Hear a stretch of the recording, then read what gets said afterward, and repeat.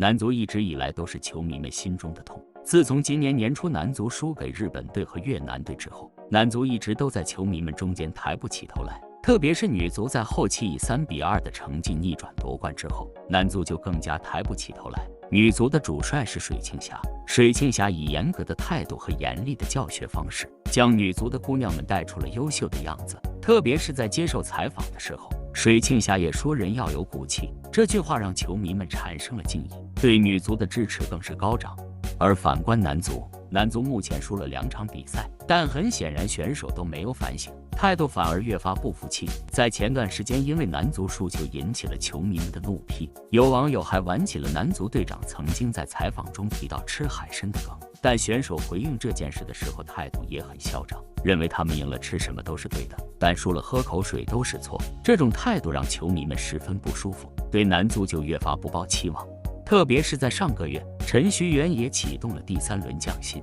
还引起了部分球队和球员们的反对，认为降薪之后的薪水无法养家。但球迷们认为1个月10万以上已经可以充分养活一个家庭，觉得选手是在无理取闹。而这番风波到了今天上午终于有了一定的解决方式。在今日上去的9点，有人发现体育总局发布了一个新决定，那就是由体育总局牵头的体总杯全国城市足球联赛将在今年的5月份开打。而这项赛事最大的优点就是覆盖面广，人口基数大，普及度高，不仅仅是专业的球员，就连平常对足球的爱好者也可以参加这次比赛。这个决定对于球迷们来说无异于是一个好消息，因为在他们看来，相比赞助足协举办的联赛和足协杯，一些企业去赞助政府承办的赛事，回报率往往会更高，同时还能在比赛的时候发现一些具有很强实力的黑马。对于男足来说也是一举两得，一方面新人可以得到机会发展，另一方面也可以消除目前男足球员们的惰性，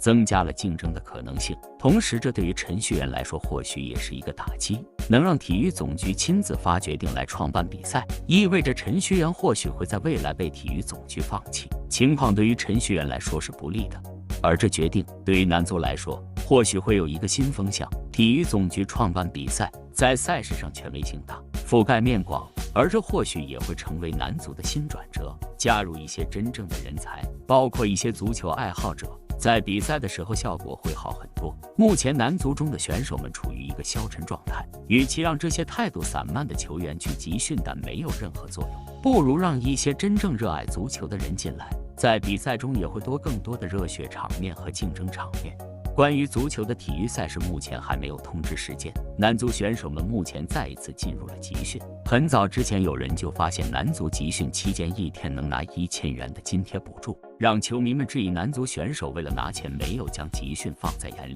有种敷衍的感觉。就看这次体育总局举办的比赛场面会有多盛大了，同时也希望男足可以提升自己的实力。今天的视频内容到这里就结束了，大家认为陈戌源后面会怎样改变这个局面呢？欢迎在评论区中说出你的想法，关注杂酱体育圈，了解最新资讯，我们下期再见。